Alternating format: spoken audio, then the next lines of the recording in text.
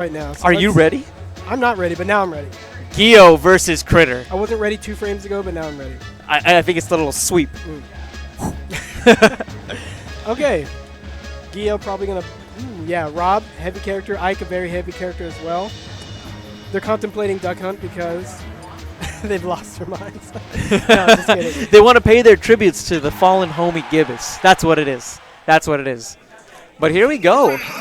Still on the winner's bracket. Further back than the previous game. This is winner's quarters. What do we really expect from this matchup overall? I think that obviously we're going to be seeing that gyro being used by Gio just to control a little bit of the space. And it's going to be on Critter, I think, to find a way around it more than anything else. Yeah. The hard part here is that Critter's going to want to jump to get a lot of his offense going. So R.O.B can jump back and throw stuff forward and laser forward. So I want to see Critter hang out on the ground some more. Oh, and look at that patience from Gio.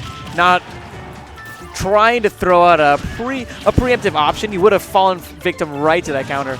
Oh, the spike would have been excellent, but kind of hard to hit it at that angle. Oh yeah, and especially when you have Ike's recovery right in your face contesting.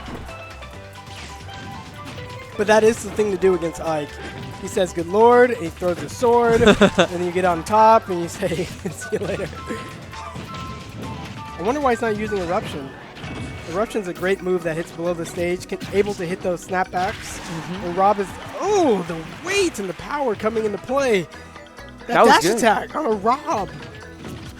I'm at a loss for words. Yeah. I didn't expect it. I didn't expect it. This is why I hate Ike. I say it all the time. We like Ike, but I hate him. I mean, you can't please them all, I guess. The way the Critter turned around there. I wouldn't be surprised if he's going to be looking for something like a back air from Ike, seeing as it's such a strong option that comes out so quick. Attempted it there, but Gio very wisely just staying inside of that shield. Nice. I like the option with the idea of that retreating there, but once again, Gio's patience coming through.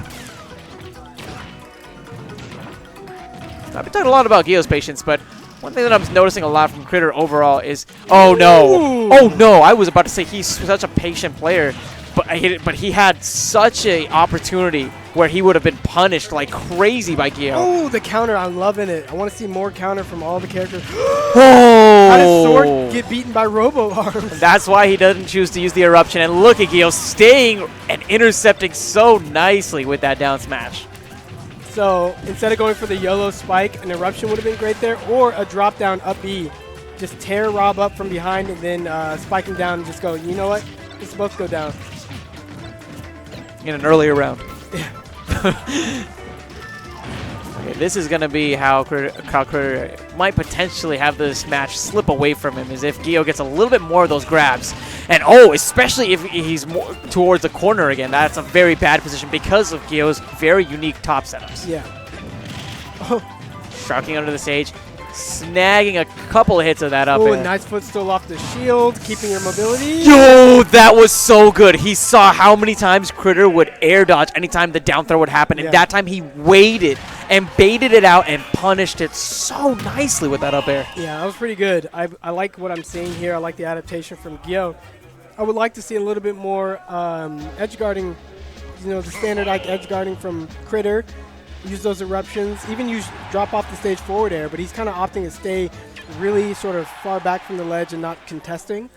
R.O.B has a pretty poor recovery in terms of his options. It's not like Brawl where he can boost and use attacks really quickly.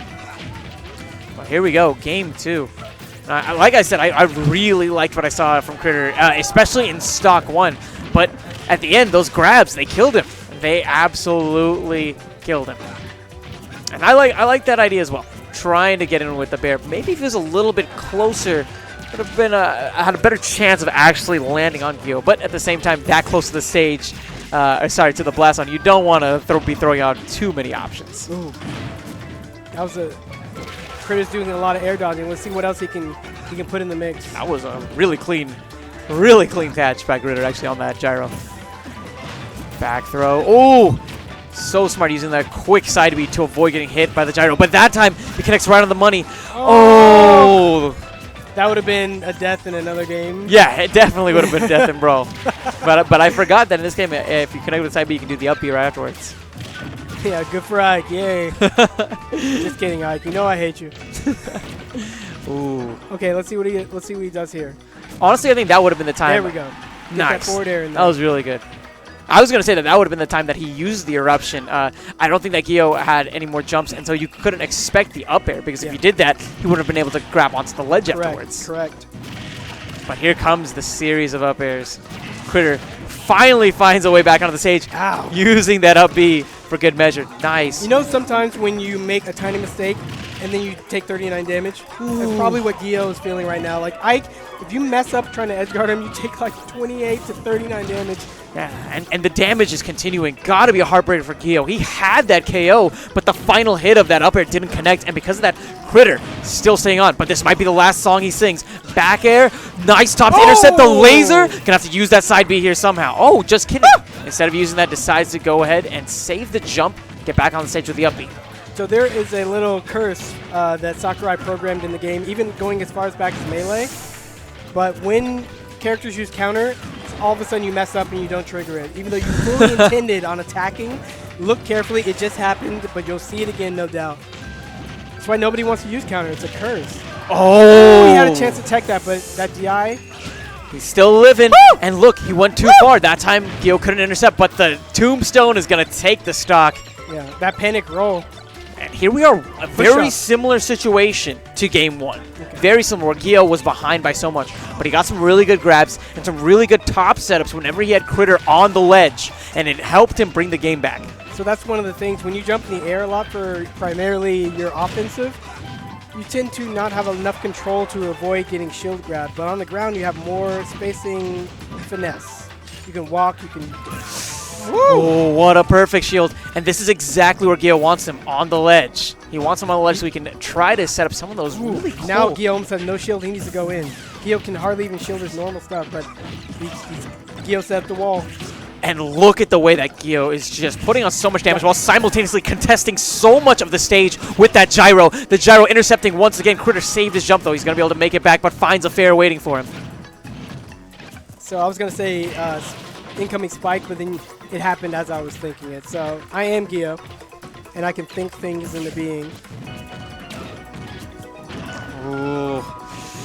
Are we going to be seeing history repeat itself, or will we be going to Game 3? Gets the down air, waits. That was really good. That was really good. He was waiting for the air dodge. Critter doesn't give it to him. Fair ends up intercepting Critter's attempted fair attempt. So I'm pretty sure... Wow, that was clutch. I'm pretty sure there's no way for R.O.B to spike Ike because he throws his sword up first, and you have to be way up higher, and R.O.B isn't the fastest climber in the game. Yeah, that's true. I mean, if he was going to try to go for a spike, it would probably be via stage spike.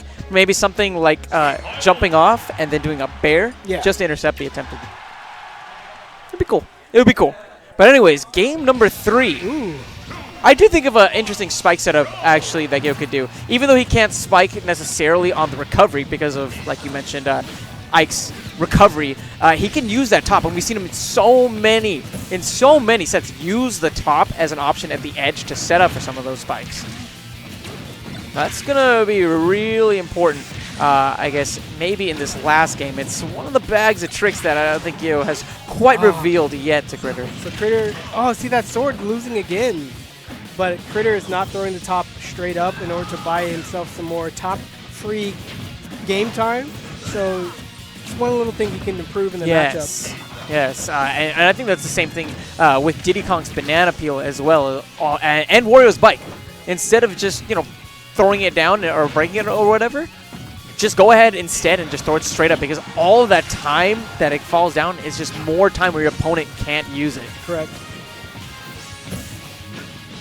Critter really trying to find back air, but nice. I like it. The ambiguity overall.